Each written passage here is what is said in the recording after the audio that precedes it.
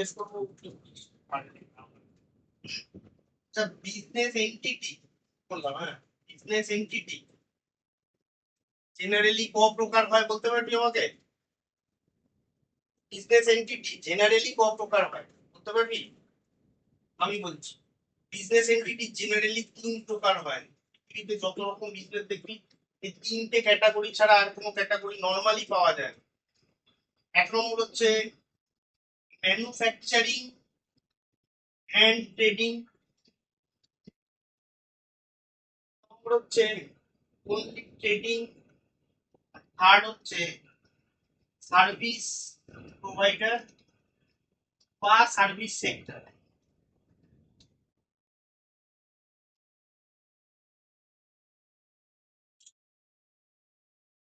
Manufacturing and trading বলতে কি বোঝাচ্ছে? ম্যানুফ্যাকচারিং অ্যান্ড ট্রেডিং বলতে কি বোঝাচ্ছে? ম্যানুফ্যাকচারিং অ্যান্ড ট্রেডিং বলতে বোঝাচ্ছে র মেটেরিয়াল কিনবে, তার সাথে প্রসেস পারফর্ম করবে। কি প্রসেস? না প্রোডাকশন প্রসেস। সেটাকে ফিনিশ গুডস এ তো কনভার্ট করবে, দেন ফিনিশ গুডস সেল করে প্রফিট আর্ন করবে। এটা হচ্ছে ম্যানুফ্যাকচারিং অ্যান্ড ট্রেডিং এর গল্প। কি বললাম? র মেটেরিয়াল কিনবে, সেই র মেটেরিয়ালের উপর প্রোডাকশন প্রসেস ক্যারি আউট করবে, তারপর সেটা র মেটেরিয়ালের উপর প্রোডাকশন প্রসেস চালানোর ফলে র মেটেরিয়ালটা কিসে কনভার্টেড হবে? না ফিনিশ গুডসে। তারপরে এই ফিনিশ গুডসটাকে সেল করবে। সেল মানে হচ্ছে ট্রেডিং, সেল মানে হচ্ছে ট্রেডিং। তাহলে প্রোডাকশন প্রসেস ক্যারি আউট করাটাকে বলা হয় ম্যানুফ্যাকচারিং, আর সেলিংটাকে হচ্ছে ট্রেডিং। তাহলে ম্যানুফ্যাকচারিং এন্ড ট্রেডিং এর গল্প এখানে এরকম ভাবে চলে। Example Bombay Dyeing. Bombay Dyeing নাম শুনেছিস? বোম্বে ডাইং মানে কিসের উপর ডিল করে? ক্লথ। ক্লথ, হ্যাঁ বোম্বে ডাইং ক্লথ মানে চাদর, মানে ক্লথের উপর ডিল করে। বোম্বে ডাইং র মেটেরিয়াল কি কেনে বলতে পারবি? বা রেমন্ডস, রেমন্ডস হচ্ছে তোর, রেমন্ডস একটা এক্সাম্পল। রেমন্ডস কি কেনে? থ্রেড কেনে, থ্রেড সুতো। সুতো কেনে, সুতোর উপর লেবার আর মেশিনের সহযোগে সেটাকে প্রোডাকশন প্রসেস চালায়, চালানোর পরে সেটাকে ক্লথ কাপড়ে কনভার্ট করে, করে কাপড় বিক্রি করে। আর আমরা যারা কনজিউমার তারা কি করি? ওই কাপড়টা দোকান থেকে কিনি, রিটেল শপ থেকে কিনে সেটাকে আমরা দোকান দিয়ে দোকানে মানে গার্মেন্ট কি বলবো, আমরা দোকানে যাই, টেলারিং শপে গিয়ে সেটাকে দিয়ে আমাদের মাপটাপ করে আমরা জামা বা প্যান্ট তৈরি করি। ঠিক আছে, বুঝলেন? এই হচ্ছে ম্যানুফ্যাকচারিং এন্ড ট্রেডিং এর গল্প। যখন লিখতে বলবো সেইটুকু লিখবে। শুধু ট্রেডিং এর এন্টিটি এক্সাম্পল দিই, যে ফিনিশ গুডস কিনছে, কিনতে তৈরি করছে না, ফ্যাক্টরিতে তৈরি করছে নাকি, ফিনিশ গুডস কিনছে কম দামে, অর্থাৎ 10 টাকায় ফিনিশ গুডস কিনছে, কিনে সেটাকে 20 টাকায় বিক্রি করে দিচ্ছে তোর পার ইউনিট।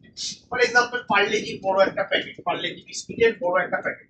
পার্লেজি যে কোম্পানি, সে কি ট্রেডিং কোম্পানি, ট্রেডিং এন্টিটি না manufacturing and trading entity? Manufacturing and trading entity. কারণ পার্লেজিও ম্যানুফ্যাকচার করছে, প্রডিউস করছে র মেটেরিয়াল, ময়দা, সুগার ইত্যাদি ইত্যাদি র মেটেরিয়াল কিনছে, কিনে সেটাকে লেবার পাওয়ার ইউজ করছে, মেশিনারি ইউজ করছে, অটোমেশনের মাধ্যমে তাকে বিস্কিটে কনভার্ট করছে, করে প্যাকেজিং করে মার্কেটে ছাড়ছে। তাহলে পার্লেজি নিজে হচ্ছে ম্যানুফ্যাকচারিং এন্ড ট্রেডিং। যখন ওই ফিনিশ গুডসটা মানে তৈরি হয়ে যাওয়া বিস্কিটটা প্যাকেট সমেত রিটেল শপে আসছে, রিটেল শপ মানে কি আমার বাড়ির পাশে, তোদের বাড়ির পাশে যে ছোটখাটো মুদিখানা স্টেশনারি দোকান আছে, সেখানে এসে সেলেবেল কন্ডিশনে আসছে, যখন আমরা ডাইরেক্ট পার্লেজির ফ্যাক্টরি থেকে তো কিনে আনছি, আমরা ওই দোকানে রিটেল শপে গিয়ে আমরা বলছি যে আমাকে 4 প্যাকেট পার্লেজি। সে কি করছে? সে হয়তো একটা পার্লেজির বিস্কিটের প্যাকেটের দাম 10 টাকা, সে 20 টাকা সেল প্রাইস নিয়ে আমাকে মানে আমাদের বিক্রি করছে, আমরা সেটাকে কনজিউম করছি, আমরা হচ্ছে কাস্টমার বা কনজিউম। ঠিক আছে, এটা হচ্ছে ট্রেডিং। সার্ভিস প্রোভাইডার তো তুই দেখতে চারপাশে দেখতে পাচ্ছ, এখন সার্ভিস প্রোভাইডারের সব থেকে বেশি অনুভবটা আছে। সার্ভিস প্রোভাইডার মানে সব জায়গায় আছে। ফর এক্সাম্পল হাবিবের সেলুন, হাবিব সেলুন কোনো প্রোডাক্ট দিচ্ছে, বিক্রি করছে, তুই যখন চুল কাটতে যাচ্ছিস বা যাও মানে ফেসিয়াল করাতে কেউ যাচ্ছে, অ্যাজ দ্য কেস মেবি, সে কি করছে, সে তোকে শুধু সার্ভিস প্রোভাইড করে দিচ্ছে। তার দোকান থেকে তুই যখন বাড়ি ফিরছিস, তুই কোনো প্রোডাক্ট নিয়ে বাড়ি ফিরছিস, কোনো ট্যাঞ্জিবল আইটেম নিয়ে বাড়ি ফিরছিস না, শুধু সার্ভিসটা নিয়ে বাড়ি ফিরে আসে।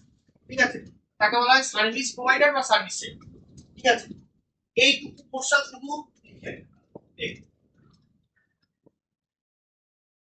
এইটুকু চ্যাপ্টারে হেডিং দিতে পারিস মেটেরিয়াল। আমি মেটেরিয়াল শুরু করার আগে একটুখানি নির্জন করাতাম, এবং সাবজেক্টে কোনো ইন্টারেস্ট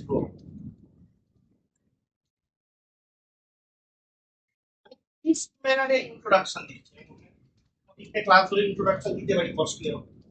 ইভেন্চুয়ালি তোরা অতক্ষণই একসাথে না বলে eventually as chapter progresses absorb all the concepts.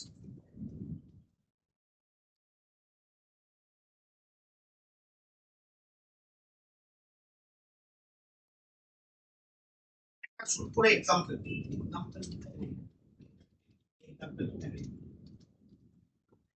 ITC, ITC হাজারো রকম প্রোডাক্ট, হাজারো রকম। এক্সাম্পল দেন, এক্সাম্পল হ্যাঁ, Hence digital trading. এটা প্রশ্ন, এটা এক্সটেন্ড যে কোনো গ্রসারি শপ, গ্রসারি শপ। এটার এক্সাম্পল হচ্ছে হাবিবস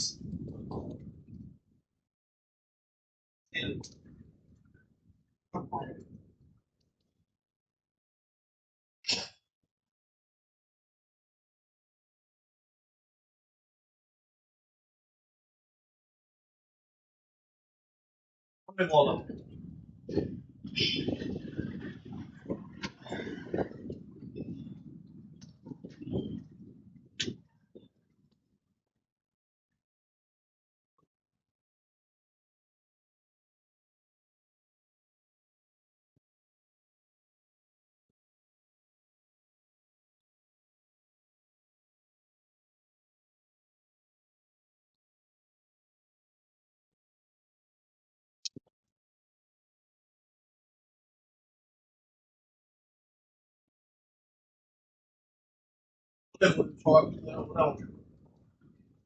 আচ্ছা তো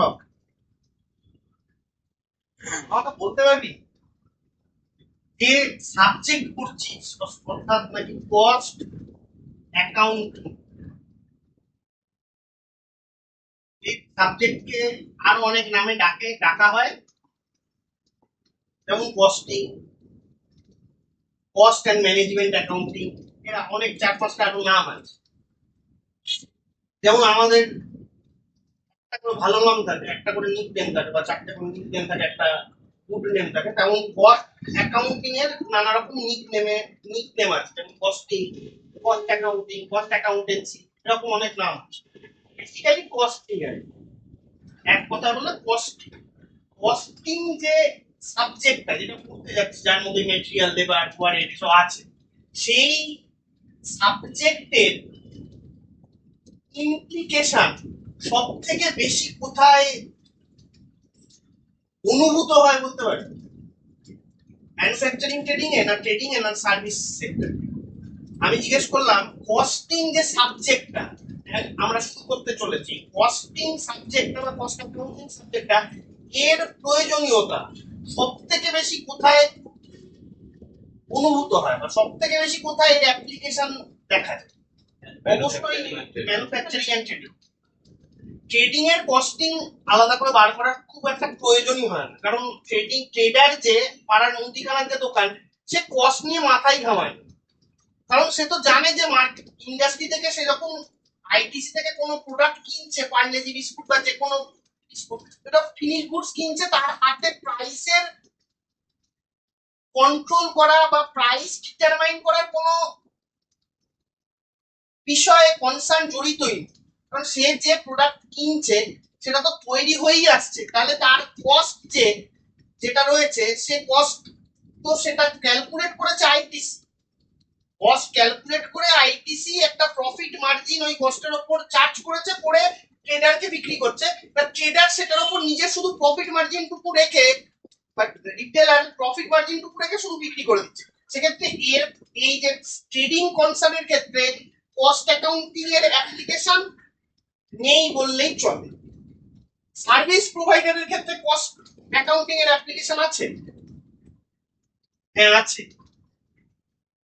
যদি একটা বাস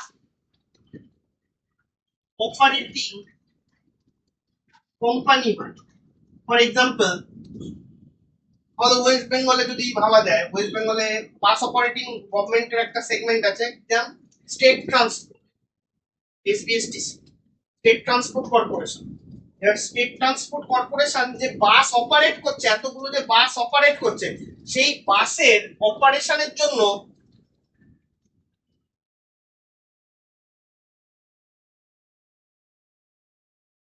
বাসের ভাড়া কালেক্ট করতে হবে। তো কার কাছ থেকে কালেক্ট করবে না, বাসের টিকিট বিক্রি করে যে বাসের প্যাসেঞ্জার তাদের কাছ থেকে তাদের টিকিট বিক্রি করে তাদের কাছ থেকে ভাড়া কালেক্ট করবে।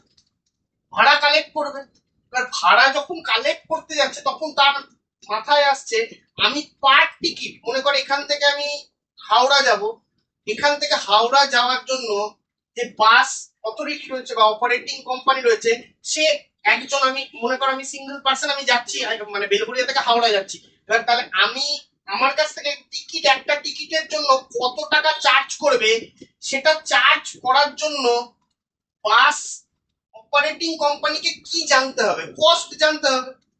কারণ আমি একজন ইন্ডিভিজুয়াল, আমি যখন বাসে উঠবো, আমি বাসে যখন যাচ্ছি, যা হোক বাস রাখলাম, এই বাসে যখন আমি এন্টার করলাম, এখান থেকে আমার বেলঘরিয়া থেকে আমার হাওড়া, বেলঘরিয়া থেকে হাওড়া যেতে আমি যে বাসের স্পেসটা নিলাম, সেই স্পেসটা অ্যাভেল করছি বলে বাস কোম্পানি আমাকে টিকিট বিক্রি করবে একটা টিকিট। টিকিটের প্রাইস কত নেবে বলতে পারবি, কত নেবে যা হোক, প্রাইস যা নেবে তার তো দুটো এলিমেন্ট থাকবে। প্রাইস তো দুটো এলিমেন্ট থাকবে, একটা থাকবে বাসটার টোটাল রান করার জন্য কত কস্ট হচ্ছে, তার সাথে প্রফিট মার্জিন যোগ করবে। এবার বাসের ক্ষেত্রে বা সার্ভিস সেক্টরের ক্ষেত্রে আর ম্যানুফ্যাকচারিং ট্রেডিং কোম্পানির ক্ষেত্রে একটা বড় ধরনের পার্থক্য আছে। ম্যানুফ্যাকচারিং বা ট্রেডিং এন্টিটিতে একটা প্রোডাক্ট যখন তৈরি হচ্ছে, একটা বিস্কিট, পার্লেজির একটা biscuit, one single unit of biscuit যখন তৈরি হচ্ছে, সেই বিস্কিটটা তৈরি করতে যেটুকু ময়দা লাগছে, যেটুকু লেবার লাগছে, সেটা খুব ক্লিয়ারলি বা ডিস্টিংক্টলি দেখা যায় বা ট্রেস করা যায় প্রোডাক্টের মধ্যে। কিন্তু বাস রান করার ক্ষেত্রে একজন প্যাসেঞ্জারকে বেলঘরিয়া থেকে হাওড়ায় ক্যারি করার জন্য এক্স্যাক্টলি কত খরচা বাস ইনকার করছে এক্স্যাক্টলি ট্রেস করা যায় না। চিন্তা করে দেখ, যত ক্যাপাসিটি আছে সেই ক্যাপাসিটি একটা, মানে এখান থেকে আমি বেলঘরিয়া থেকে হাওড়া যখন রান করছে, তখন এইটুকু এতখানি ডিস্টেন্স যেতে একটা ট্রিপ দিতে কতটুকু পেট্রোল খরচ হচ্ছে, এই একটা ট্রিপ দিতে ড্রাইভার আর কন্ডাক্টর কত ওয়েজ নিচ্ছে, এই বিষয়গুলোকে পার প্যাসেঞ্জারে কনভার্ট করে আনতে হয়। টোটাল যে এখান থেকে এতখানি যেতে যে টোটাল একটা ট্রিপে যে টোটাল খরচা লাগছে, সেই খরচাটাকে নাম্বার অফ প্যাসেঞ্জার, কতজন প্যাসেঞ্জার যাবে বা ক্যাপাসিটি কত, সেটা দিয়ে ডিভাইড করে একটা ভাড়া তৈরি করা হয়। কিন্তু তাই নয়, এখান থেকে এতখানি যেতে আমি না হয় বেলঘরিয়া থেকে হাওড়া টার্মিনাস টু টার্মিনাসে ট্রাভেল করবো, এরকম তো কেউ হতে পারে যে বেলঘরিয়া থেকে উঠলো সিদ্ধির মোড়ে নেমে গেল বা সমবাজারে নেমে গেল। তার ক্ষেত্রে মানে আমি পুরোটা ডিস্টেন্স, একটা ট্রিপ পুরোটা ট্রাভেল করতে যে টিকিট ভাড়া দেবো, নিশ্চয়ই বেলঘরিয়া থেকে শ্যামবাজারে যে নেমে যাচ্ছে সে নিশ্চয়ই তার থেকে কম ভাড়া দেবে। তো এই সব পাঙ্গাগুলো সার্ভিস সেক্টরে আলাদাভাবে ক্যালকুলেট করা হয় এবং সেখানেও কস্টিং লাগে। কিন্তু আমি এখন সার্ভিস সেক্টর তোর সাবজেক্ট চ্যাপ্টার আছে অপারেটিং কস্টিং বা সার্ভিস সেক্টর কস্টিং, একটাই মাত্র চ্যাপ্টার আছে, সেখানেই নানা রকমের সার্ভিস প্রোভাইডারদের কস্টিং কিভাবে করা হয় সেটা বলা আছে, মানে সেখানে অঙ্ক করা আছে। আর বাদ বাকি আমাদের যে চ্যাপ্টার গুলো আছে তোদের সিলেবাসে, তার সব সব মানে মানে সমস্ত চ্যাপ্টারই মোটামুটি এই ম্যানুফ্যাকচারিং আর ট্রেডিং কোম্পানিকে কেন্দ্র করে আবর্তিত। যাবতীয় চ্যাপ্টার আছে material, labour, overhead, job costing, batch costing, process costing, contract costing, সবকিছুই প্রায় এই ম্যানুফ্যাকচারিং এন্ড ট্রেডিং এন্টিটিকে ফোকাসে রেখে রিভলভ। বোঝা গেল? বোঝা গেল, কনফার্ম এগোতে পারি? তাহলে আমাদের মূল প্রতিপাদ্য বিষয় হচ্ছে, আপাতত আমাদের এরিয়া অফ কনসেন্ট্রেশন হচ্ছে ম্যানুফ্যাকচারিং এন্ড ট্রেডিং এন্টিটি। আমরা আপাতত ম্যানুফ্যাকচারিং এন্ড ট্রেডিং এন্টিটির উপর আমাদের ফোকাস থাকে, ঠিক আছে? এবার কথা হচ্ছে কস্টিং।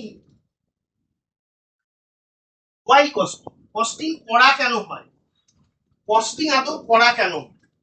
কেন কস্টিং করা হয় কেন? আপাতত মনে কর আইটিসি কেন তার প্রোডাক্টের কস্টিং করে? আইটিসি কেন তার প্রোডাক্টের কস্টিং করে বলতে পারবি? তার খরচটা উৎপাদন খরচ জানার জন্য, আর সেই অনুযায়ী প্রফিট মার্জিন করবে। এক্স্যাক্টলি, প্রোডাক্টের প্রাইস, এক কথায় বলতে গেলে প্রোডাক্টস প্রাইস ডিটারমিন করার জন্য কস্টিং লাগে।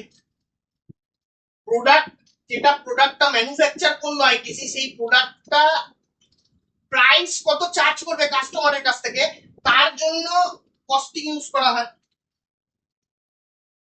কারণ price comprises of two things, number one cost plus profit. তাই জন্য কস্টটাকে ডিটারমাইন করার প্রয়োজনীয়তা আছে। আরো কিছু পারপাস আছে কস্টিং করার, সেটাকে বলা হয় cost control and cost reduction.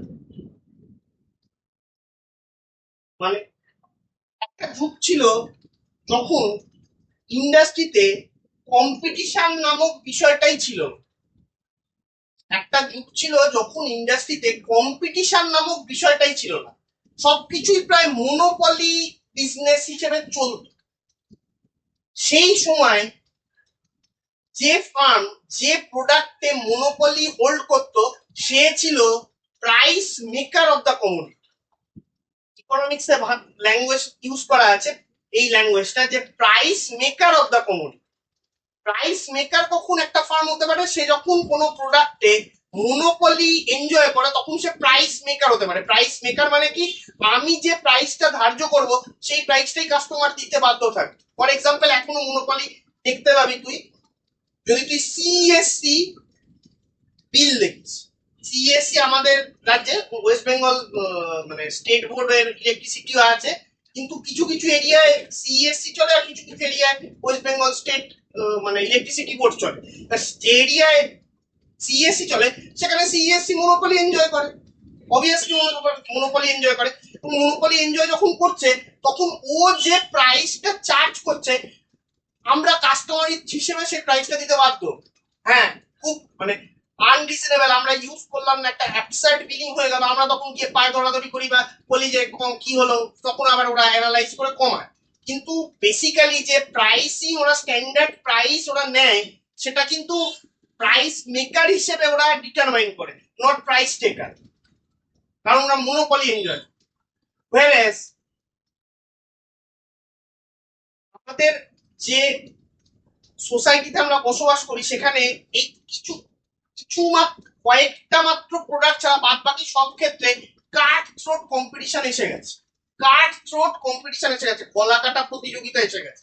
এখানে যদি সাস্টেন করতে হয় বা ব্যবসা করতে হয়, এখানে তুই মনোপলি এনজয় করে ব্যবসা করতে পারবি না, কারণ সমস্ত প্রোডাক্টে লাখ লাখ কম্পিটিটর তোর সাথে মার্কেটে প্লে করছে, ইন্ডাস্ট্রি প্লেয়ার রয়েছে লাখ লাখ কম্পিটিটর। তুই যদি প্রাইস কমাস, কোনো প্রোডাক্টের প্রাইস যদি কমিয়ে দিস, তোর যে কম্পিটিটর সে ট্রাই করবে তার থেকেও কম প্রাইসে তোর মার্কেট খেয়ে নেব। এই হচ্ছে কম্পিটিশনের মেন বাস্তবতা। এবার কথা হচ্ছে এই কম্পিটিশনের যুগে তুই সাস্টেন করবি তার দুটো উপায় আছে, বা দুটো উপায় আছে। একটা হচ্ছে তোর মনে কর সেল প্রাইস একটা প্রোডাক্টের পার ইউনিট, কোন একটা প্রোডাক্ট, ফর এক্সাম্পল এই পেনটা মার্কার, এর সেল প্রাইস হচ্ছে ₹15, আর কস্ট প্রাইস হচ্ছে, কস্ট পার ইউনিট হচ্ছে ₹10। ঠিক আছে, প্রফিট পার ইউনিট কত? না 5 টাকা, ঠিকই তো আছে 5 টাকা। এবার তোর ইচ্ছে হলো, তোর মনে হচ্ছে যে আমি প্রফিটকে বাড়াতে চাই, আমি প্রফিটকে বাড়াতে চাই, আমি 5 টাকা প্রফিটে আমার ভালো লাগছে, মানে আমি থাকতে চাইছি, আমি আরো প্রফিটকে 6, 8, 7 এরকম করতে চাই। তোর কাছে দুটো উপায় অ্যাভেলেবেল আছে, কি কি বলতে পারবি? কস্ট প্রাইস তো বাড়িয়ে দেবো, কস্ট প্রাইসকে কাছাকাছি দেবো, কস্ট প্রাইসকে কমিয়ে দেবো, আর সেল প্রাইসকে বাড়িয়ে দেবো। কিন্তু কাট থ্রোট কম্পিটিশনে সেল প্রাইসের মেকার আমি নই, মার্কেট বা ইন্ডাস্ট্রি ডিটারমাইন করে দিচ্ছে, আমি হচ্ছি প্রাইস টেকার, আমি প্রাইসের গ্রহীতা। ইন্ডাস্ট্রি বা মার্কেট যেটা ডিসাইড করে দিচ্ছে আমি সেই সেল প্রাইসেই বিক্রি করতে বাধ্য। যদি না করি, আমি বাড়াতে যাই, আমার কাস্টমারকে আমার কম্পিটিটর অ্যাবজর্ব করে নেবে। সুতরাং সেল প্রাইসকে বাড়ানো ইম্পসিবল। সেক্ষেত্রে আমার কাছে একটাই উপায় অবশিষ্ট থাকে প্রফিট বাড়ানোর জন্য, সেটা হচ্ছে কস্ট প্রাইসকে কমানো। এই কস্ট প্রাইসকে কমানোর যে টেকনিক বা পদ্ধতি বা রেকমেন্ডেশন যাই বলিস না কেন, সেটা হচ্ছে এই cost control and cost reduction. এই যে অ্যাসপেক্টটা, কস্টিং সাবজেক্টের এই অ্যাসপেক্টটা এখানে কভারড আপ বা ক্যাপচার। বোঝা গেল? শিওর তো? এই অবধি ঠিক আছে? যদি এখানে কিছু লিখতে হয়, মানে এটা তো লিখেছি, সেখানে যদি কিছু লিখতে হয় লিখে দিতে পারিস, যা যদি মনে হয়। আর যদি বলিস যে না লেখার দরকার নেই, মাথায় থাকবে কমন সেন্স, ঠিক আছে? ঠিক আছে, ঠিক আছে, লিখবি কি না লেখার দরকার নেই, এইটা লাগবে শুধু, এই চারটে। ঠিক আছে, হয়েছে? এবার কথা হচ্ছে তাহলে কস্টিং এর, আরেকবার আমি এক কথা বলি, কস্টিং এর বেসিক পারপাস কি, কস্টিং যে সাবজেক্টটা আমরা পড়ছি তার বেসিক অবজেক্টিভ কি, কিসের জন্য এই চ্যাপ্টারটা সাবজেক্টটা পড়তে চলেছি? না আমাকে কস্ট অ্যাসার্টেনমেন্ট করতে সাহায্য করবে, যাতে করে নাকি আমি কস্ট অ্যাসার্টেন করি, প্রোডাক্টের যেটা আমি তৈরি করছি, ম্যানুফ্যাকচার করছি, সেটা কস্ট অ্যাসার্টেন করি, তার উপর আমার রিকুইজিট প্রফিট মার্জিন আমি অ্যাড আপ করি, অ্যাড অন করে আমি ফাইনাল প্রোডাক্টের সেল প্রাইস ডিটারমাইন করে কাস্টমারকে বিক্রি করি। এটা একটা অবজেক্টিভ বা পারপাস। আর দ্বিতীয় অবজেক্টিভ বা পারপাস হচ্ছে আমি আরো কি করে ওই প্রোডাক্টটার কস্টটাকে রিডিউস করতে পারি বা কন্ট্রোলে রাখতে পারি, সেটা হচ্ছে সেকেন্ড অবজেক্টিভ। এই দুটো বেসিক অবজেক্টিভ আছে কস্টিং সাবজেক্ট। এই জন্যই এই সাবজেক্টের মানে মানে পারপাস এই দুটো কারণের জন্যই, মানে কারণকে কেন্দ্র করেই ওই রিভলভ করে বা ক্যাপচার করে, এই দুটো রিজনকে কেন্দ্র। ঠিক আছে, এই দুটো রিজনকে ক্যাপচার করে। এবার কথা হচ্ছে আমি যদি ভাবি যে, এবার যদি ভাবি কস্ট ডিটারমাইন করার কথা বললাম, কস্ট কন্ট্রোল করার কথা বললাম, আচ্ছা কস্ট জিনিসটা কি? এত তো কস্ট নিয়ে বলছি, আমাকে বল দেখি cost versus expenses versus loss, পার্থক্য। কস্টের সাথে প্রথমে বল এক্সপেন্সেস এর পার্থক্য, তার সাথে বল লসের পার্থক্য। কস্ট হচ্ছে একটা প্রোডাক্টকে তৈরি করতে কত খরচ হয় তাকে বলা হয় কস্ট।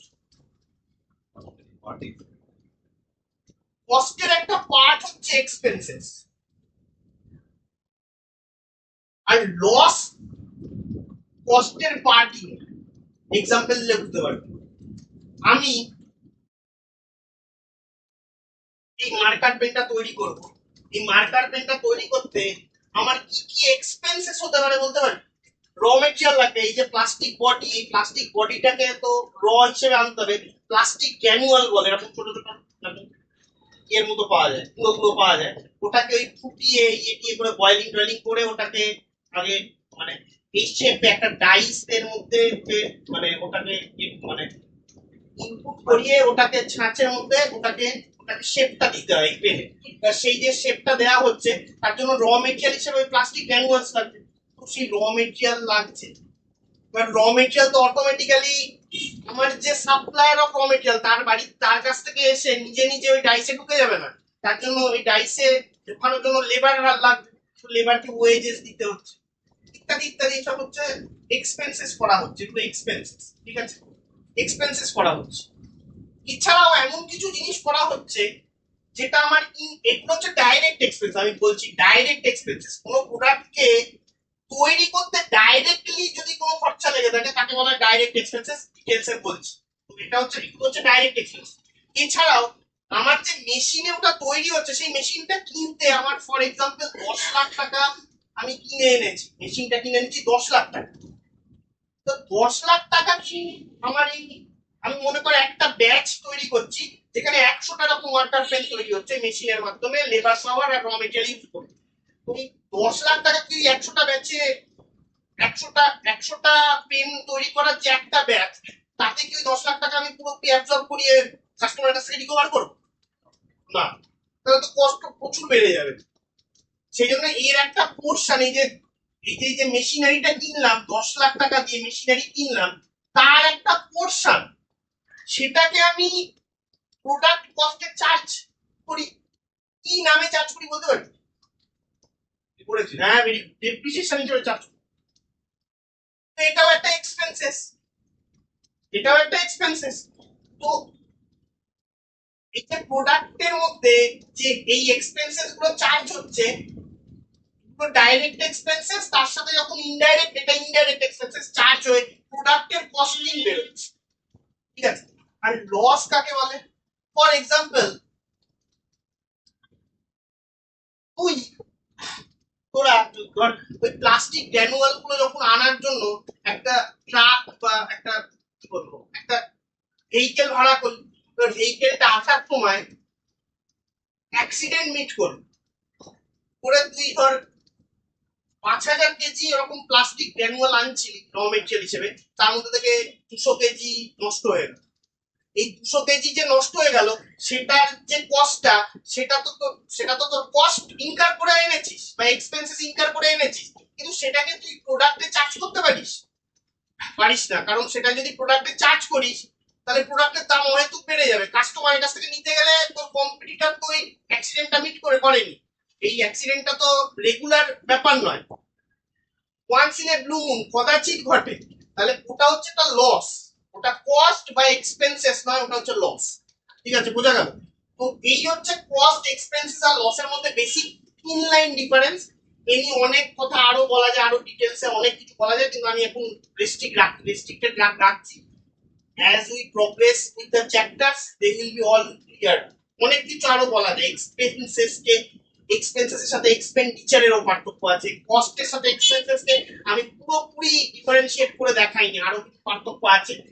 আমার কথা হচ্ছে এক্সপেন্সেস হচ্ছে একটা কথা যদি বলা হয়, এক্সপেন্সেস হচ্ছে এক্সপায়ার্ড কস্ট, একেই বলা হয় এক্সপেন্সেস। কোন কস্ট যদি কস্টের সাথে কোন কস্ট যখন তুই ইনকার করিস, আচ্ছা এই যে এই মেশিনটা যে কিনেছিলি 10 লাখ টাকা দিয়ে, এটা মেশিনটা কেনার কস্ট কত পড়েছে এরকম জিজ্ঞেস করি, না বলি মেশিনটা কেনার এক্সপেন্সেস কত পড়েছে? কমন সেন্স থেকে বল চালের ভাষায় বলি, আমাকে তুই একটা মেশিন কিনে আনলি, কম্পিউটার কিনে আনলি, বলিস কম্পিউটারটা কেনার বা ল্যাপটপটা কেনার কস্ট কত পড়েছে বলিস না এক্সপেন্সেস কত? কস্ট কত পড়েছে বস? একটা 10 লাখ বা 20 লাখ টাকা বা 1 কোটি টাকার একটা সফিস্টিকেটেড মেশিন যদি কোনো কোম্পানি কিনে আনে, তাকে যখন ম্যানেজমেন্টকে বডিটা জিজ্ঞেস করে এটা কস্ট, এটা কিনতে কত খরচ করলো, সে টার্ম ইউজ করে কত কস্ট খরচ করলো, সে জিজ্ঞেস করে না কত এক্সপেন্সেস খরচ হলো। অ্যাকচুয়ালি এটাই হচ্ছে এক্সপেন্সেস আর কস্টের মধ্যে একদম তিন লাইন ডিফারেন্স। কস্ট এক্সপেন্সেস হচ্ছে এক্সপায়ার্ড কস্ট। এক্সপায়ার্ড কস্ট মানে কি? এক্সপায়ার্ড কস্ট মানে কি? কস্টের দুটো পোর্শন থাকে। এই যে মেশিন কিনেছি 10 লাখ টাকা, এর দুটো পোর্শন আছে, একটা হচ্ছে এক্সপায়ার্ড পোর্শন, একটা হচ্ছে আনএক্সপায়ার্ড পোর্শন। বলতে পারবি এই ডেপ্রিসিয়েশন যে চার্জ করেছি সেটা এক্সপায়ার্ড পোর্শন কে ডিনোট করছে না আনএক্সপায়ার্ড পোর্শন কে ডিনোট করছে? এক্সপায়ার্ড করছে। কারণ ওই 10 লাখ টাকার থেকে মনে করে এক বছরে 1 লাখ টাকা ডেপ্রিসিয়েশন চার্জ করেছি, এই 1 লাখ টাকার যে ডেপ্রিসিয়েশন সেটা আমি এই বছরের যে প্রোডাক্ট আমি যত ইউনিট প্রোডাক্ট উৎপন্ন করেছি সেই উৎপাদনের মাধ্যমে এই 1 লাখ টাকার বেনিফিট আমি তুলে নিয়েছি বা এক্সপায়ারি করে নিয়েছি বা এক্সস্ট করে নিয়েছি। তাই কস্টের একটা পোর্শন এক্সপায়ার্ড থাকে, একটা পোর্শন আনএক্সপায়ার্ড থাকে। যে পোর্শনটা এক্সপায়ার্ড তাকে বলা হয় এক্সপায়ার্ড কস্ট। এই এক্সপেন্সেস এক্সপায়ার্ড কস্টকে বলা হয় এক্সপেন্সেস। এই পার্থক্য আছে, ঠিক আছে, কস্ট আর এক্সপেন্স। আর লস তো নট কস্ট, ঠিক আছে। এই হচ্ছে বেসিক খালি বলার মানে বেসিক একদম একদম মানে কমন বেসিক বল। এবার কথা হচ্ছে ব্রিটিশরা অনেক খারাপ কাজও করেছে, অনেক ভালো ভালো শিক্ষাও দিয়ে গেছে।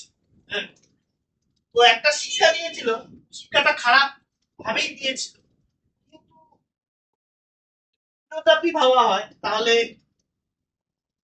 শিক্ষাটার পেছনে একটা ফিলোসফি কাজ করে। সেই ফিলোসফিটা খুব গুড ফিলোসফি, সেটা হচ্ছে ডিভাইড অ্যান্ড কি জানিস, জানা আছে? রুল মানে জাতি ধর্ম বর্ণ নির্বিশেষে ভাগ করে। ভাগ করে দেওয়া। ভাগ করে ভাগ যদি করে না দেওয়া হয় কোনো বিষয়কে তাহলে তাকে কন্ট্রোলে রাখতে খুব অসুবিধা। যদি ভাগ করে দেওয়া হয় তাহলে এক একটা ভাগ যে করা হলো, সেগমেন্টেশন যে করা হলো, সেই সেগমেন্ট গুলোকে ইন্ডিভিজুয়ালি কন্ট্রোল করা comparatively easy than to control the overall population. But costing সাবজেক্টের একটা ওয়ান অফ দ্য অবজেক্টিভ আমি কি বলেছিলাম? প্রাইস ডিটারমিনেশন বা কস্ট ডিটারমিনেশন। আর সেকেন্ড অবজেক্টিভ কি বলেছিলাম? Cost control. কস্টের কন্ট্রোল করতে হবে। কস্টিং এর এটাও একটা সেকেন্ড অবজেক্টিভ। এবার কস্ট কন্ট্রোল করার জন্য কস্টকেও তাহলে ওভারঅল কন্ট্রোল না করে কস্টকে নানা ভাগে ভেঙে সেগুলোর উপর সুপারভিশন বা সার্ভেলেন্স রেখে তাদেরকে কন্ট্রোল করা সোজা rather than total cost control on overall basis, on an overall basis. বোঝা গেল? সেই জন্য কোনো প্রোডাক্টের কস্টকে একদম লেটস মানে জাম্প ইনটু দ্য পয়েন্ট। প্রোডাক্টের কস্টের তিনটে বেসিক এলিমেন্টে কস্টকে ভাগ করা। কোনো প্রোডাক্টে আমরা আপাতত প্রোডাক্ট কস্টিং নিয়ে কনসার্ন। হ্যাঁ, প্রোডাক্ট কস্টিং। সার্ভিস সেক্টরের কস্টিং আলাদা চ্যাপ্টার আছে, একটা চ্যাপ্টারে সব কিছু আছে, সব টাইপের সার্ভিসকে কভার আপ করছে। আমাদের যে বেশিরভাগ চ্যাপ্টার সবটাই হচ্ছে প্রোডাক্ট কস্টিং এর উপর বেস করে রয়েছে, ঠিক আছে। তো কস্টকে প্রোডাক্টের কস্টকে বেসিক্যালি এলিমেন্ট ওয়াইজ তিন ভাগে ভাগ করা যায়। বলতে পারবি কি কি? মেটেরিয়াল, লেবার আর ভেরি গুড। মেটেরিয়াল, লেবার আর না ওভারহেড বললাম, এখানে ভেরি গুড বলা উচিত হয় না, এক্সপেন্সেস। এই যে এটা লিখছি এটা লিখতে হবে, আমি তৈরি করিনি তারপরে। মেটেরিয়াল, লেবার আর এক্সপেন্সেস, ঠিক আছে। প্রত্যেকটা ক্যাটাগরিকে আবার দু ভাগে ভাগ। মেটেরিয়ালকেও দুভাগে ভাগ করা যায়, লেবারকেও দুভাগে ভাগ করা যায়, এক্সপেন্সেসকেও দুভাগে ভাগ করা যায়। একটাকে বলা হয়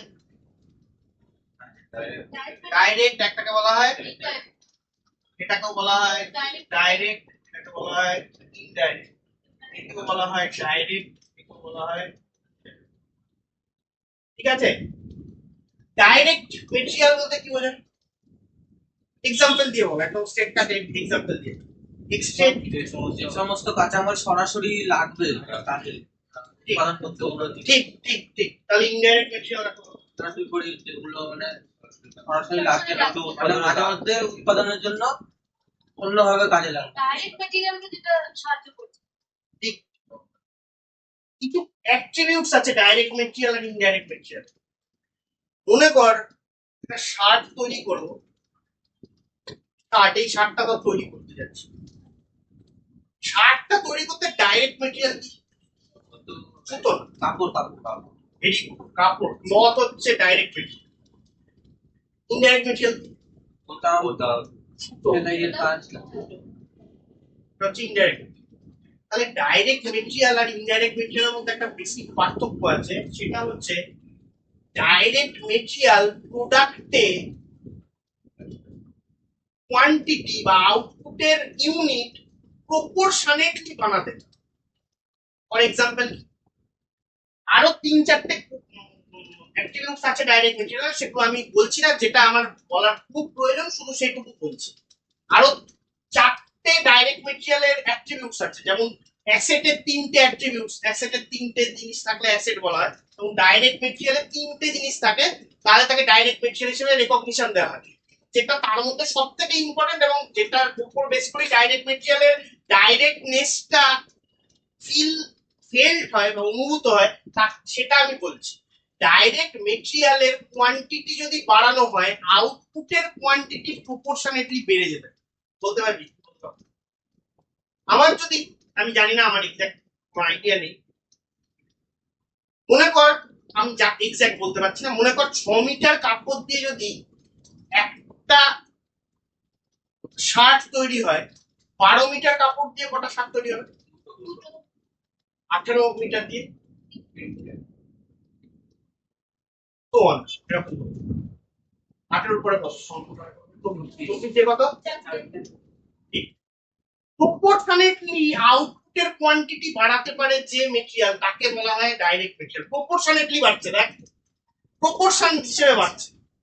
ইনডাইরেক্ট মেটেরিয়াল, বোতাম, মনে করে একটা জামাতে 5টা বোতাম লাগে, তোর কাছে কাপড় অ্যাভেলেবেল আছে 6 মিটার আর বোতাম অ্যাভেলেবেল আছে 10 পিস, কটা জামা হবে? একটাই জামা। এক্স্যাক্ট। তোর কাছে কাপড় অ্যাভেলেবেল আছে, ক্লথ অ্যাভেলেবেল আছে 6 মিটার, বোতাম অ্যাভেলেবেল আছে 15 পিস, কটা জামা? একটাই জামা বলে। একটাই জামা। কাপড় ওটা লাগবে। বললে 6 মিটার 6 মিটার কাপড় হ্যাঁ 6 মিটার আর বোতাম আছে একটা জামা। 15, কটা জামা বানাতে পারে? ম্যাক্সিমাম একটাই জামা। তাহলে চিন্তা করে দেখ, ইনডাইরেক্ট মেটেরিয়াল আর ডাইরেক্ট মেটেরিয়ালের মধ্যে পার্থক্য হয়ে যাচ্ছে, ডিফারেন্স হয়ে যাচ্ছে। ডাইরেক্ট মেটেরিয়ালের কোয়ান্টিটি যদি বাড়ানো হয়, আউটপুটের কোয়ান্টিটি প্রপোর্শনেটলি বাড়ে। ইনডাইরেক্ট মেটেরিয়ালের কোয়ান্টিটি যতই বাড়ানো হয়, ডাইরেক্ট মেটেরিয়াল যদি কনস্ট্যান্ট হয়, লিমিটিং ফ্যাক্টর হয়, তাহলে আউটপুটের কোয়ান্টিটি কখনো বাড়বে না। ওটার উপর ওটা ডিপেন্ড করে। ওটার উপর ওটা ডিপেন্ড করে আছে, এই জন্য একে বলা হয় ডাইরেক্ট, আর উপর বলা হয় ইনডাইরেক্ট। বুঝতে পারছি? চোদ্দ, ঠিক তেমনি লেবারকে ডাইরেক্ট বা ইনডাইরেক্টে ভাঙা হয়। ডাইরেক্ট লেবার মানে কি? যে লেবার কাজ করলে বেশি হ্যাঁ, বেশি আউটপুট তৈরি হবে।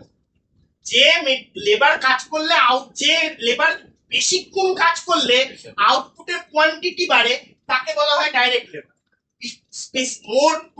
মোর প্রিসাইজ, যে লেবার মেশিন চালিয়ে ডাইরেক্টলি আউটপুট তৈরি করে বা প্রোডাক্ট তৈরি করে, তাকে বলা হয় direct labour.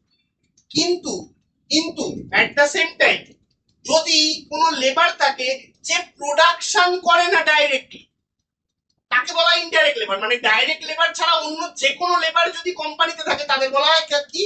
Indirect labour. Example ball.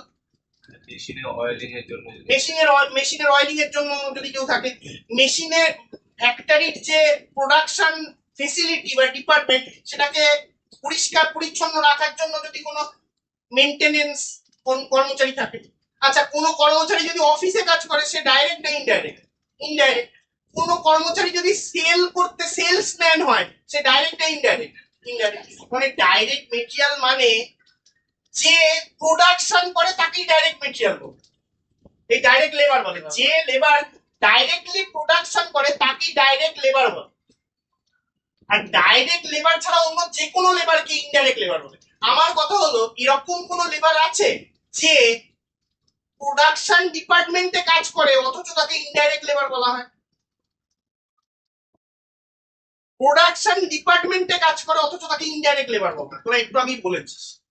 For example, যে মেশিনকে অয়েলিং করছে, যে ফ্যাক্টরিকে পরিষ্কার পরিচ্ছন্ন রাখছে, আপকিপিং করছে, সেই সব যে স্টাফ, তারা তো ডাইরেক্ট ফ্যাক্টরিতে কাজ করছে, ফ্যাক্টরি প্রিমিসেসে কাজ করছে, কিন্তু তারা প্রোডাকশনে মাথা ঘামাচ্ছে না, তাহলে তাদেরকেও ইনডাইরেক্ট বলা হয়। ঠিক। আর এক্সপেন্সেস ডাইরেক্ট হতে পারে, ইনডাইরেক্ট হতে পারে। তুই পৃথিবীতে যতই এক্সপেন্সেস দেখবি তার মধ্যে 90% এক্সপেন্সেস, 90 কেন কম বললাম, 95% এক্সপেন্সেসই ইনডাইরেক্ট এক্সপেন্সেসই। 95% এক্সপেন্সেস মানে যা কিছু এক্সপেন্সেস হয়, যা নয় মেটেরিয়াল, যা নয় লেবার, অথচ যার জন্য আমার রিসোর্সের আউটফ্লো হয়। রিসোর্সের আউটফ্লো মানে কি? মানে টাকা আমার পকেট থেকে চলে যায়, তাকেই বলা হয় এক্সপেন্সেস। যা কি বললাম, যা মেটেরিয়াল নয়, যা লেবার নয়, অথচ যার জন্য আমার রিসোর্সের আউটফ্লো, আমার পকেট থেকে টাকা কমে যায়, তাকে বলা হয় কি? এক্সপেন্সেস। যা মেটেরিয়াল নয়, যা লেবার নয়, তাই হচ্ছে এক্সপেন্সেস, অথচ তার জন্য আমাকে আমার রিসোর্সের আউটফ্লো হচ্ছে, আমার পকেট থেকে টাকা কমে যাচ্ছে। এবার আমি বলছি এক্সপেন্সেসের যদি 1000টা এক্সপেন্সকে অ্যানালাইজ করা হয়, তাদের নেচার বা এলিমেন্ট হিসেবে তাদের ক্লাসিফাই করা হয়, তার মধ্যে 950টা এক্সপেন্সেসের নেচার হয় হচ্ছে ইনডাইরেক্ট এক্সপেন্স, আর মাত্র 5% হয়তো ডাইরেক্ট এক্সপেন্সেস। বলতে পারবি ইনডাইরেক্ট এক্সপেন্সেসের एग्जांपल? হ্যাঁ, এগুলো স্যার এই যে ইনডাইরেক্ট মেটেরিয়াল কিনতে যেগুলো এক্সপেন্সিভ বল বল। বলে সুতো বোতাম, মেটেরিয়াল, ইনডাইরেক্ট মেটেরিয়াল। আমি বলেছি মেটেরিয়াল নয়, লেবার নয়, অথচ মেটেরিয়াল নয়, লেবার নয়, অথচ যার জন্য আমার রিসোর্স আউটফ্লো হচ্ছে পকেট। কোনো জিনিসকে মানে অন্য জায়গায় নিয়ে যেতে ট্রান্সপোর্টেশন, অ্যাডভার্টাইজমেন্ট, আরো আরো অনেক কাছাকাছি, প্রোডাকশনের কাছাকাছি। ফ্যাক্টরিতে লেবাররা যে কাজ করছে, তাদের গরমের মধ্যে কাজ করাবি, আলো বন্ধ করে দিয়ে কাজ করাবি না? ইলেকট্রিসিটি, ফ্যান চলছে, ফ্যান ঘুরছে, ফ্যানের এক্সপেন্সেস, ইলেকট্রিসিটি এক্সপেন্সেস হচ্ছে। অফিসে যে আলো জ্বলছে, পাখা চলছে, কম্পিউটার চলছে, এক্সপেন্সেস হচ্ছে। তাহলে এগুলো সব। তারপর এছাড়াও তুই যেটা প্রথমে বললি, যে এরপরে তুই যেটা বলছিস সেটা হচ্ছে সেলিং এর এক্সপেন্সেস, জিনিসকে এক জায়গা থেকে অন্য জায়গায় ট্রান্সপোর্ট করার জন্য এক্সপেন্সেস। ঠিক আছে। তাছাড়াও ও যেটা বললো সেটাও এক্সপেন্সেস। কি? Advertisement expense, depreciation, material, labour, expenses. হ্যাঁ, এক্সপেন্সেস। ঠিক আছে। যত এক্সপেন্সেস কে বললাম সবই দেখ আলটিমেটলি ইনডাইরেক্টলি হচ্ছে, কোনোটাই ডাইরেক্টলি প্রোডাকশনে ইনফ্লুয়েন্স তৈরি করে না। চিন্তা করে দিন। ডেপ্রিসিয়েশন নিয়ে একটুখানি মত পার্থক্য হতেও পারে, কিন্তু আমি নর্মালি বলছি যা কিছু দেখছি এক্সপেন্সেস, তার মধ্যে বেশিরভাগই যেগুলো বললি, ইলেকট্রিসিটি বিল, এসির বিল, ট্রান্সপোর্টেশন, তারপর তুই বললি যে অ্যাডভার্টাইজমেন্ট, যা কিছু বলছিস এক্সাম্পল, সবই দেখ এক্সপেন্সেস গুলো হচ্ছে, কিন্তু তারা কেউ ডাইরেক্টলি ম্যানুফ্যাকচারিং এ ডাইরেক্টলি কন্ট্রিবিউট করছে না, সাপোর্ট করছে। তাহলে তারা সবই প্রায় ইনডাইরেক্ট। তাহলে কি ডাইরেক্ট এক্সপেন্সেস পৃথিবীতে হয় না? হ্যাঁ হয়, 5% বলেছি তো। ফর এক্সাম্পল কি এক্সাম্পল? ডাইরেক্ট এক্সপেন্সেস এর একটা এক্সাম্পল 3-4টে আছে, 3-4টেই পাবি, আর বাইরে পাবি। ফর এক্সাম্পল, মনে কর তুই একটা পেটেন্ট ডেভেলপ করেছিস। পেটেন্ট মানে কি? ফর্মুলা, তরিকা। একটা প্রোডাক্ট বানানোর জন্য তুই একটা পেটেন্ট ডেভেলপ করেছিস। ফর এক্সাম্পল ফার্মাসিউটিক্যাল, মানে মেডিসিন। হ্যাঁ, যেখানে ছিলাম।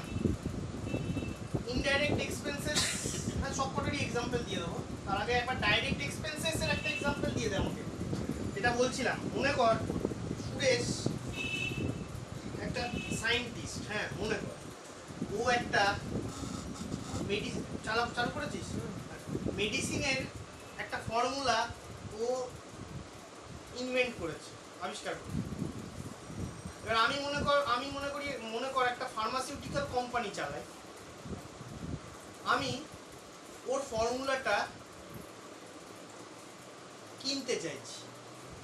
নর্মালি কেউ কারোর ফর্মুলা কিনতে চাইলে ইন্ডাস্ট্রিতে সেই কেনা বেচার প্র্যাকটিস নেই। ফর্মুলাকে নির্দিষ্ট সময়ের জন্য ভাড়া দেওয়া এবং এটাকে এই প্রসিডিওরটাকে বলা হয় পেটেন্ট ভাড়া নেওয়া। ওর কাছ থেকে ওই ফর্মুলাটা আমি 10 বছরের জন্য বা 5 বছরের জন্য, টাইম কম করলাম, 5 বছরের জন্য ভাড়া হিসেবে নিই। ওই ফর্মুলাটা আমি 5 বছরের জন্য এগ্রিমেন্ট করে ওই পেটেন্টটা আমি নিলাম। ওর সাথে এগ্রিমেন্ট হলো আমি যতগুলো স্ট্রিপ তৈরি করব ওই ওষুধটার, মেডিসিনটার, পার স্ট্রিপ আমি ওকে পেটেন্টের এগেনস্টে সার্ভিস চার্জ, যাকে বলা হয় রয়্যালটি, পে করব। এবং সেই রয়্যালটিটা হচ্ছে একটা স্ট্রিপের জন্য 200 টাকা। তাহলে সারা বছরে যদি আমি 2000 পিস, মানে 2000টা স্ট্রিপ, নাম্বার অফ স্ট্রিপ তৈরি করি ওই মেডিসিনটার পার্টিকুলার, তাহলে 2000 × 200, ওকে 1 বছরে ওইটা আমি পে করব। এবার বল, ওর কাছ ওকে যে আমি খরচাটা, ওকে পেটেন্ট ভাড়া নেওয়ার জন্য ওকে যে রয়্যালটি পে করছি, এটা কোনো মেটেরিয়াল কিনছি, ওর লেবার নিচ্ছি, ওর কাছ থেকে কোনো সার্ভিস নিয়ে তার এগেনস্টে কোনো এক্সপেন্সেস ইনকার করছি কি? হ্যাঁ, এক্সপেন্সেস করছি, রয়্যালটি এক্সপেন্সেস। এই রয়্যালটি এক্সপেন্সেসটা আমার প্রোডাকশানে কিছুটা ডাইরেক্টলি কন্ট্রিবিউট করছে। চিন্তা করে দেখ, ও যদি কোনো কারণে ওই পেটেন্টটা না দিতে পারে, তাহলে আমার ওই মেডিসিনটা তৈরি করা আর হয়ে উঠবে। দ্বিতীয়ত, আর একটা ইম্পর্টেন্ট জিনিস, ওকে পার স্ট্রিপ বেসিসে আমি 200 টাকা করে পে করছি। তাহলে পার স্ট্রিপ প্রোডাকশনের জন্য 200, একটা স্ট্রিপের জন্য যদি 200 হয়, সেকেন্ড স্ট্রিপের জন্য কত? 400, মানে 200 + 200, 50 স্ট্রিপ তৈরি করলে 600। দেখ, প্রোডাকশনের সাথে এক্সপেন্সেসের একটা লিনিয়ার রিলেশনশিপ মেনটেন হচ্ছে, সেই প্রপোর্শনেট বেসিসে বাড়ছে। তার মানে এটা মেটেরিয়াল নয়, লেবার নয়, এক্সপেন্সেস।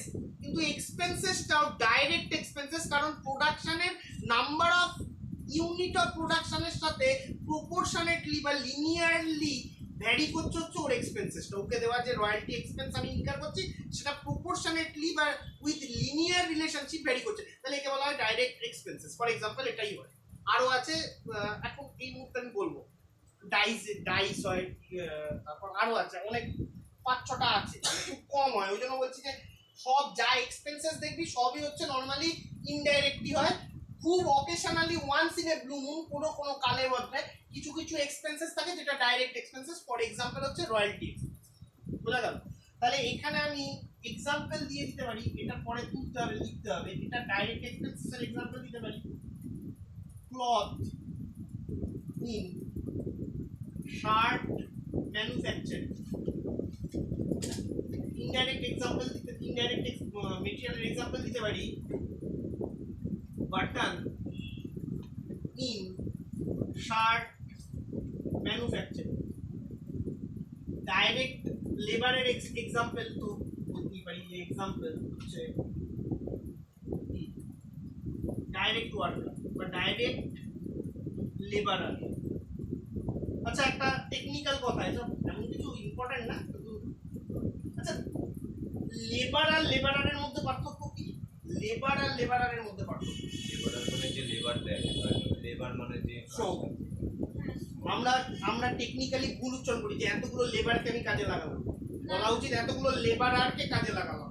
তারা যে পরিশ্রমটা করছে, যে সার্ভিসটা দিচ্ছে, তাকে বলা হয় লেবার। শ্রমটাকে বলা হয় শ্রম আর শ্রমিক। শ্রম আর শ্রমিক। লেবারার মানে শ্রমিক। এটার এক্সাম্পল হচ্ছে, ইনডাইরেক্ট লেবারের এক্সাম্পল হচ্ছে, এখানেও তাহলে লেবার না লিখে লেবারারই লেখা উচিত। ইনডাইরেক্ট লেবারের এক্সাম্পল হচ্ছে, ইনডাইরেক্ট লেবারের এক্সাম্পল হচ্ছে cleaner of factory premises. Direct এক্সপেন্সেসের হাজারো একটা এক্সাম্পল আছে। For example, factory electricity, factory electricity, এই ডাইরেক্ট বলছি, ইনডাইরেক্ট এক্সপেন্স। আর ডাইরেক্ট এক্সপেন্সেস এর এক্সাম্পল বলা যেতে পারে রয়্যালটি। এটুকু হবে লেখ, ঠিক আছে, তাড়াতাড়ি ফটাফট। আচ্ছা, এর মধ্যে একটা জিনিস আমি পড়ে দিই, তাতে একবারে কম্প্রিহেনসিভ চার্ট কমপ্লিট হয়ে যাবে। আমাকে বলতে পারবি ডাইরেক্ট মেটেরিয়াল, ডাইরেক্ট লেবার আর ডাইরেক্ট এক্সপেন্সেস কে একসাথে কি বলে? Very good, prime cost. আর ইনডাইরেক্ট লেবার, অন্য কালিতে কালি পড়ে, মানে অন্য কালি না, অন্য পেনে কালি পড়ে, সবকটা যাচ্ছে পড়বে তো আরো। হ্যাঁ ইনডাইরেক্ট মেটেরিয়াল, ইনডাইরেক্ট লেবার আর ইনডাইরেক্ট এক্সপেন্সেস একসাথে কি বলে? ওভারহেড। ওভারহেড কটা জায়গায় ইনকার্ড হতে পারে? ওভারহেডের তিনটে। কোথায় কোথায়? আগে হচ্ছে ফ্যাক্টরি, তারপরে হচ্ছে অফিস এন্ড অ্যাডমিন, তারপর হচ্ছে সেলিং এন্ড ডিস্ট্রিবিউশন। ঠিক আছে, আমি পুরো লিখলাম না, এটা লিখে নেই, পুরো চারটা কমপ্লিট করে নেই। Factory overhead, office and admin overhead আর সেলিং এন্ড ডিস্ট্রিবিউশন ওভারহেড। আচ্ছা, সেলিং এন্ড ডিস্ট্রিবিউশনের মধ্যে পার্থক্য কি? বলেই না একবার, তারপরে লিখে নেই। সেলিং আর ডিস্ট্রিবিউশনের মধ্যে পার্থক্য, অ্যাডভার্টাইজমেন্ট হচ্ছে সেলিং ওভারহেড, আর হচ্ছে বিক্রি করছে, আর ডিস্ট্রিবিউশন হচ্ছে না না না তা না, না না একেবারে। সেলিং হচ্ছে অ্যাডভার্টাইজমেন্ট, ডিস্ট্রিবিউশন হচ্ছে যে কিনে নিয়ে গেল তার প্লেস অফ বিজনেসে পৌঁছে দিতে যে ট্রান্সপোর্টেশন খরচা করছি তাকে বলা হয় ডিস্ট্রিবিউশন। ঠিক আছে, ট্রান্সপোর্টেশন ফর ডেলিভারি কে বলা হয় হচ্ছে ডিস্ট্রিবিউশন। আর সেলিং কাকে বলে? সেলকে প্রমোট করতে যে খরচা। ঠিক আছে, এবারে সবটা একবার তাড়াতাড়ি করে নিয়ে আমি ডাইরেক্ট মেটেরিয়াল এবার জাম্প করবো। টাইম আছে, আমি ইউ কিউ আজ একটুখানি হলো টাচ করে দিয়ে যাবো। হ্যাঁ, তারা আছে সরিষার খিদে পেয়েছে। খাবি? না, খেতে পারি না, না। কিভাবে খাবি তো খা, আছে আমার কাছে। 10:30 করবো, ওই ঘড়িটা শুরু হয়ে গেছে। 10টা ঠিক আছে। কটা বাজে? 8:45, অনেক টাইম আছে। 10টা অবধি ঠিক আছে তো? হ্যাঁ 10 ঠিক আছে। তাড়াতাড়ি যতটা তাড়াতাড়ি চলবো।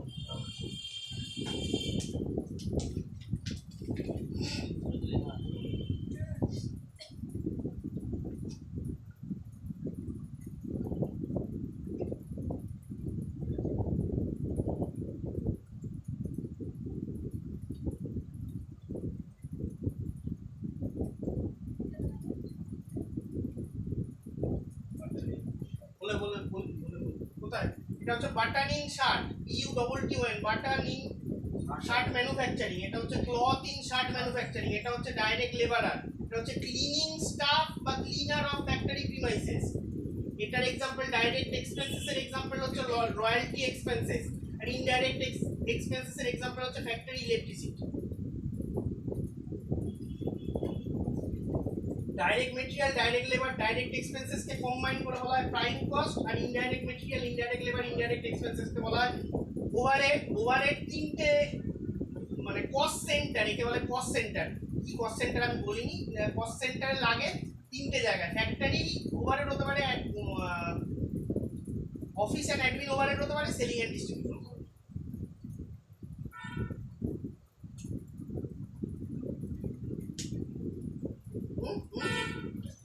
Cleaner of factory premises বা cleaning staff of factory premises.